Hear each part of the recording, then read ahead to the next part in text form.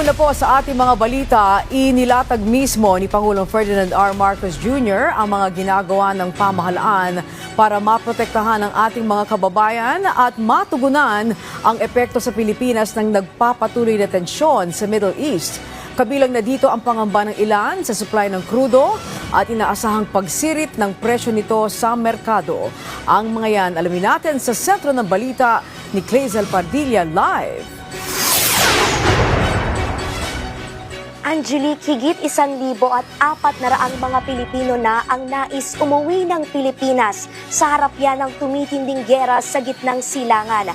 Pagtitiyak naman ni Pangulong Ferdinand R. Marcos Jr., gumagawa ng paraan ang gobyerno para ligtas silang makabalik ng bansa. Kasabay niyan ang pagsisiguro na maiibsan ang epekto ng sigalot sa ekonomiya ng ating bansa.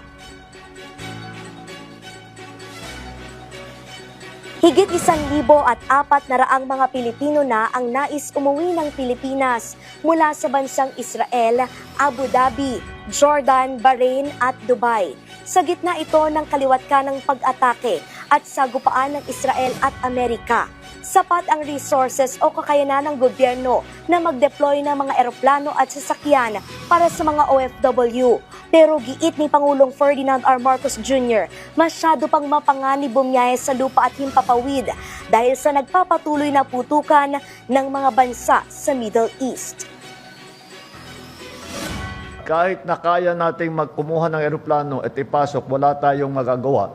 Dahil, number one, the airports are closed, there are all no-fly zones. This is a combat area. Hinikayat ni Pangulong Marcos ang ating mga kababayan na magtungo sa mga ligtas na lugar. Pangako ng Presidente. We will slowly try to find ways. For those who want to be repatriated, we will find ways to get you out safely. Stay in a safe place and stay indoors and stay away from areas of danger. Nakipag-ugnayan na rin ang Pilipinas sa mga hotel na malapit sa mga bomb shelter para doon manatili ang mga OFW. Una nang tiniyak ng Department of Migrant Workers ang pagbibigay ng pagkain, inumin, tirahan at iba pang tulong sa mga Pinoy na naiipit sa giyera. Pinaghahandaan na rin ng Pilipinas ang posibleng epekto ng tensyon sa mga ordinaryong Pilipino at kabuang ekonomiya ng bansa. Of course, there will be a great effect on the oil prices that we are facing here. We have already seen the reaction on oil products, sa crudo, sa gasolina, sa LPG, at naramdaman na kaagad, and that's again expected. Nakatakdang kausapin ni Pangulong Marcos ang liderato ng Kamara at Senado para pag-aralan at talakayin ang pagbibigay ng emergency powers sa Pangulo ng Pilipinas. Otoridad ito sa pinuno ng bansa na mag-aalis ng ipinapataw na excise tax o buwis sa produktong petrolyo. Layo nitong maibsan ang epekto ng pagsipa ng presyo ng langis sa mga bilihin at serbisyo. This is not just a sure thing, but this is something that we are discussing, and it could be helpful, is to give me, the President, the authority to reduce excise tax on petroleum products should Dubai crude exceed $80 per barrel. So I will discuss it with the leadership of Congress and to see it is going to be an emergency measure. It is not going to be a permanent measure. It will be something that we will dispose of as soon as the crisis is over.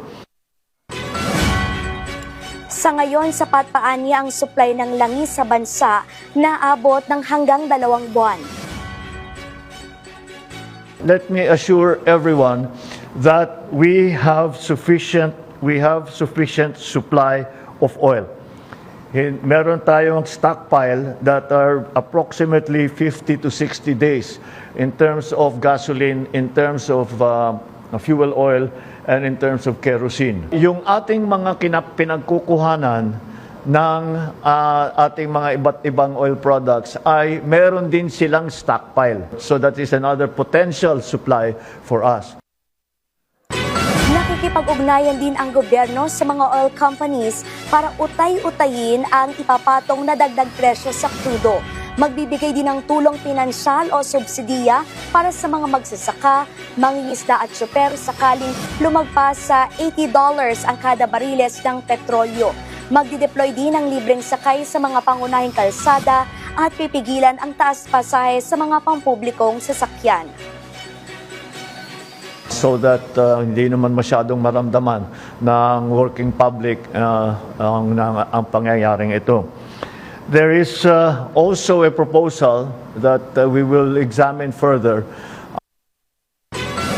Tinitingnan din ng pamahalaan ang posibleng epekto ng sigalot sa Middle East sa remittances o perang ipinapadala ng mga Pinoy na nagtatrabaho doon sa kani-kanilang pamilya.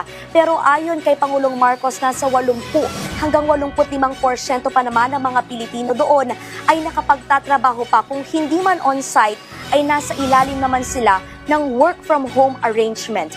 Yan ang muna ang pinakahuling balita mula rito sa Malacanang. Balik dyan sa studio. Okay, maraming salamat, Clazel Pardilla.